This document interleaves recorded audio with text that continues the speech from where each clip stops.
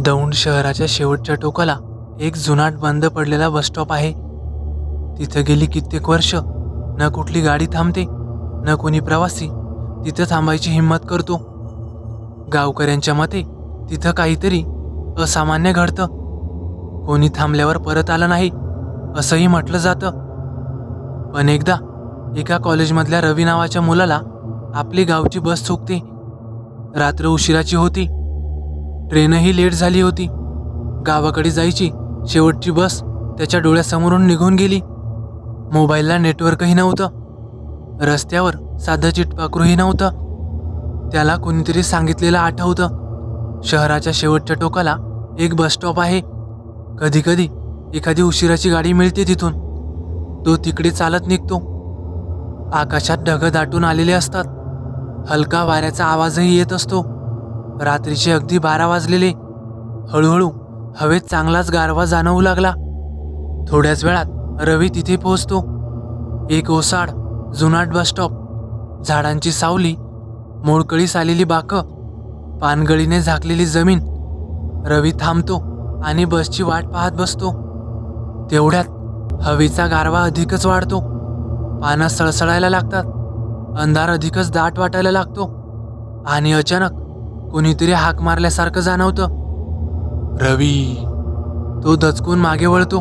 मागे कोणीही नव्हतं। काही क्षण सर्वत्र स्मशान शांतता पसरते, तीही अस्वस्थ करणारी।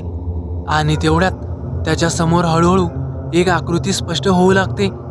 पांढऱ्या साडीतली एक बाई, तिचा चेहरा अस्पष्ट, धुसर, डोळे पूर्ण काळे आणि ओठांवर हलकीशी एक थरकाप उडवणारी हास्यरेषा।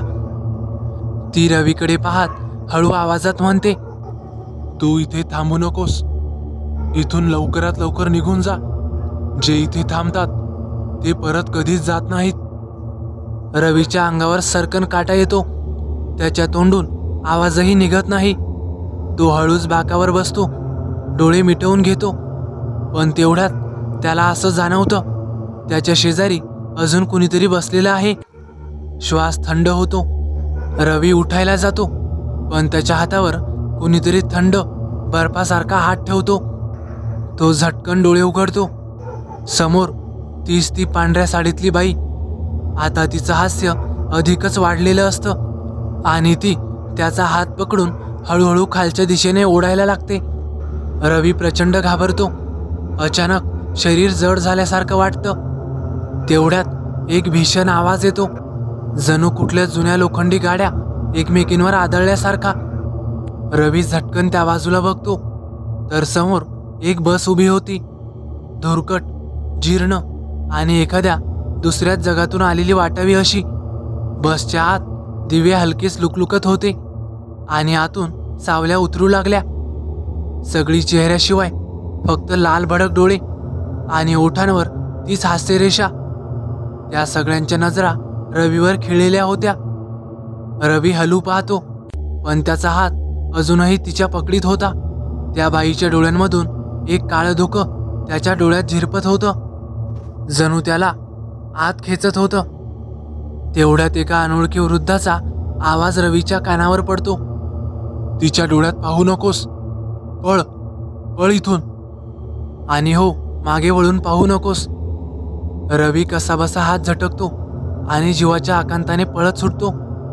मागून ती बाई, तो आवाज, त्या सावल्या, सगळं त्याच्या पाठीशी लागतं, पण तो मागं बघत नाही।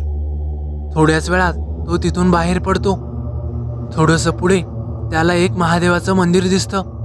तो तिथे जातो आणि देवाचे दर्शन घेतो। आता त्याला थोडं हायसं वाटू लागलं। उरलेली रात्र तो तिथेच घालवतो। सकाळ झाल्यावर तो त्याच्या घरी जातो। घडलेला सर्व प्रकार तो घरच्यांना सांगतो। त्यावर त्याचे घरचे सांगतात, खूप वर्षांपासून ते बसस्टँड बंदच आहे, तिथे कुणीही येत जात नाही। काही गावकरी म्हणतात, तिथे दर अमावस्येला आणि पौर्णिमेला विचित्र प्रकार घडत असतात। तुझं नशीब बलवत्तर म्हणून तू वाचलास। तर मित्रांनो, कसा वाटला तुम्हाला अनुभव? आवडल्यास नक्की लाईक करा, कमेंट करायला विसरू नका। आणि हो, आपल्या चॅनलला आतापर्यंत सबस्क्राईब केलं नसेल तर नक्कीच सबस्क्राईब करा। तर चला भेटूया पुढच्या व्हिडिओत. धन्यवाद.